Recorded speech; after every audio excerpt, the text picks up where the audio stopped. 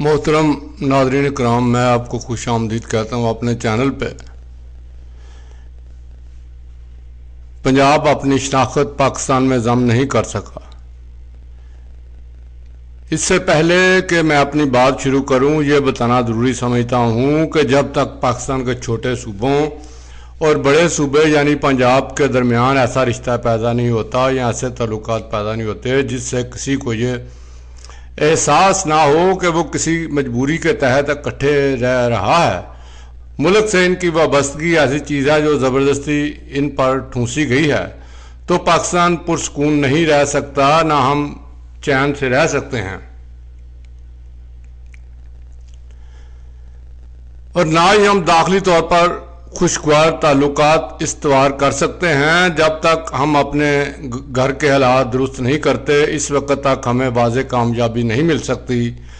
आज ये बात क्यों नारा हक बन गई है कि पंजाब को जालिम कहा जाए, इत्तसाली सूबा कहा जाए और इसके खिलाफ एक बिलावल पैदा किया जाए जो पाकिस्तान को पंजाबिस्तान कहकर किसी जज्बे की तस्कीन का सामान मुहैया करे।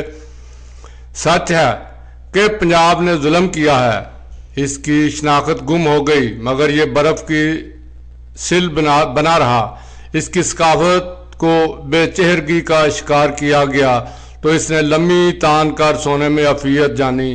पंजाब जालिम है। सिंधियों के पास सरकारी व गैर सरकारी सतह पर ज़ुबान सकाफत की तरक्की व तरवीज के लिए रसायल व अखबारात हैं। पख्तूनख्वा के पास अपने निसाब में अपनी शनाख्त के लिए, अपनी ज़ुबान की सलामती के लिए कुतब व रसायल और अखबारात मौजूद हैं। बलूचिस्तान के लोग अपनी तहजीबी और लसानी तश्कीलात के लिए हर सतह पर काम कर रहे हैं। पंजाब जालिम है कि इसने अपनी ज़ुबान को खो दिया, तहजीब गुम कर दी, सकाफती बेचेहरगी को कबूल कर लिया, फिर भी ठंडा ठार है। पंजाब और पंजाबी का इस सिलसिला में उठा हर कदम इसे गद्दार साबित करने के लिए काफ़ी है। पंजाब जालिम है कि इसने किसी भी गैर मुंतखब इक़्तिदार को कबूल नहीं किया। पंजाब जालिम है कि 1 यूनिट के पूरा अरसा में इसे अपनी आबादी और आमदनी के तनासब से तरक्याती रकूम में कम हिस्सा मिलता रहा, यहाँ तक कि दूसरे इलाकों की तरक्की के लिए से वसाइल इस्तेमाल किए गए। यही इस गरीब और बेचेहरा पंजाब का असल गुनाह है जिसे पाकिस्तान पीपल्स पार्टी इन दिनों अपने मकासद के लिए इस्तेमाल कर रही है। बिलावल भुट्टो जैसे लोग अब इंतहा पसंदी की बात करते हैं जिसकी एक सजा यह तजवीज़ की गई है कि इसके कम से कम 3 टुकड़े सराइकी पोठवारी पंजाबी के नाम पर कर दी जाएं।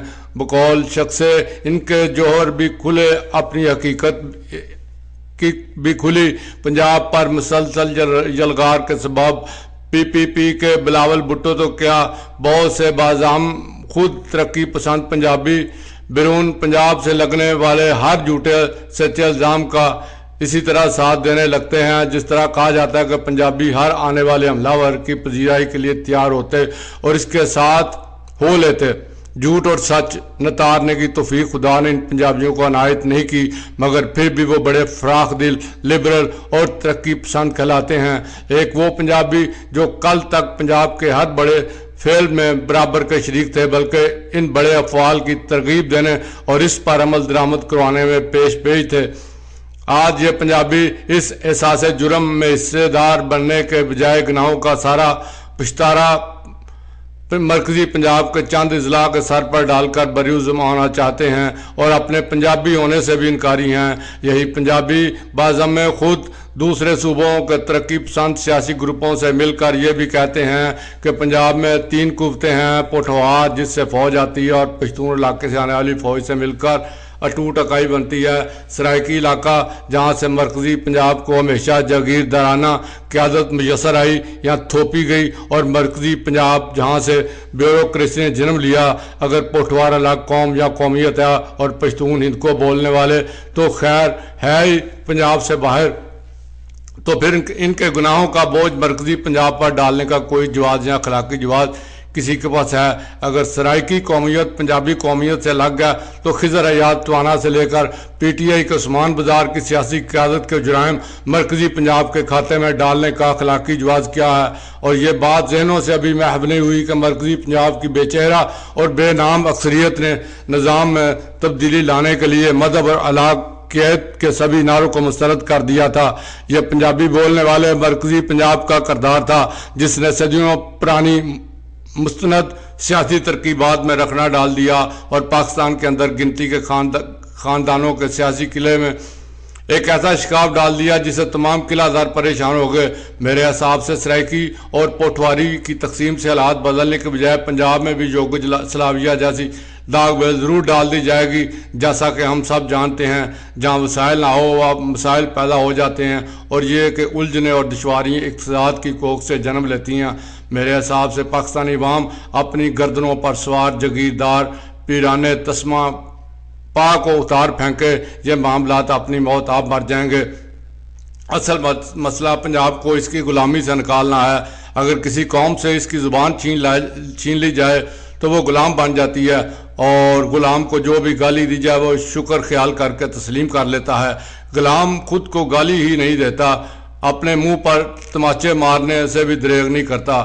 غلام پنجاب کا پاکستان بننے کے بعد کوئی ترجمان اور پرسان حال پیدا نہیں ہوا جس کی وجہ سے بلاول جیسے لوگوں نے راگ لاپنے شروع کر دی ہیں جن کا حقائق سے کوئی تعلق نہیں. اس سیاسی مشاعرے میں پنجاب پیپلز پارٹی کے وہ لوگ بھی شامل ہیں جن کو پنجابی میں ماؤ سال کے نام بھی نہیں آتے.